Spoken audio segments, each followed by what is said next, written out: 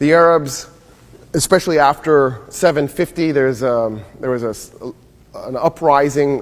The Abbasids, when the Abbasids took over, they took out the Umayyads. They began a process of modernization where the Arabs ended up doing really remarkable things and extremely modern things. For example, they invent modern agriculture. They invent modern medicine. They invent hydraulics. They're the guys who figure out that light has a finite speed, that all objects in the universe have gravity and create attraction. They invent the lens. They create the scientific method. They are the ones who invent algebra, zero. They're the ones who start trigonometry. They dabble in calculus. They're stating Newton's first law of motion 600 years before Newton and Kepler's first law of motion 500 years before Kepler. Words like algorithm are Arabic. It comes from Al-Khwarazmi, the guy who invented algebra and zero and algorithms, right? And so we're talking about an incredibly advanced civilization. And in all of these, some mechanism took them out. Gets a 1, 2, 3 set of blows that bring it down ultimately. The first blow is the Crusades, which weakens the Arabs. The second blow is the Mongol invasions, which is absolutely devastating.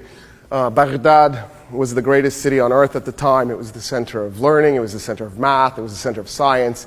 It was the center of philosophy. It was the largest city on earth at the time.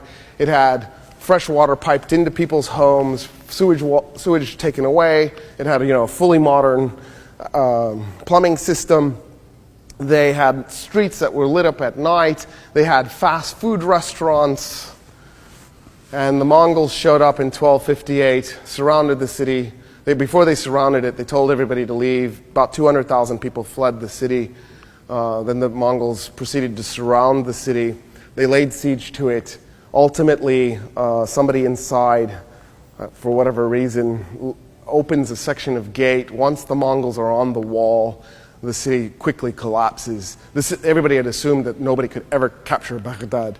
It was built with 2 rows of walls, the outer walls lower than the inner walls, and then they had walls in between. It was supposed to be the top of the line technology, completely unsinkable. Oh, that's the Titanic. Anyway, same thing. And when the Mongols captured the city, they took the people in the city out and they lined them up and then proceeded to decapitate them. And after they massacred the 800,000 people, they then continued their rampage. And in this way, the Arab civilization was dealt a very serious blow. And as if that wasn't enough, a little bit less than 100 years later, the bubonic plague rampages through the Arab world and kills about 40, maybe as much as 50% of the Arab population and brings the Arabs to their knees.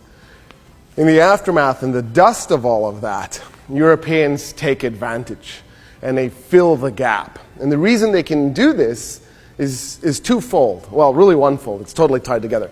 When the Crusaders are returning back from the Crusades, they're bringing back Arab technology. They're bringing back Arab knowledge on how to do agriculture. So there's an immediate agricultural revolution in Europe that allows for an increase in agricultural output. More food means a larger population you can support. On top of that, the Arabs had just invented modern medicine.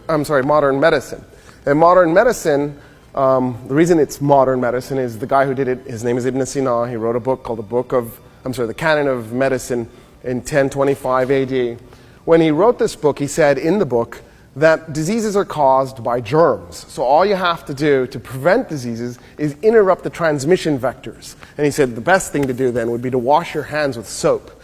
And then after that, he said, that failing, if you still get the disease, here are some cures. And he goes into all this detail about how to make for a healthier society. That book is still required reading in Europe and parts of the Middle East to this day for med students because it still applies. The Crusaders are bringing back that information. They're bringing it back to Europe. And then that information is being applied to European civilization. And the mortality rate in Europe starts to drop, but the birth rate in Europe doesn't.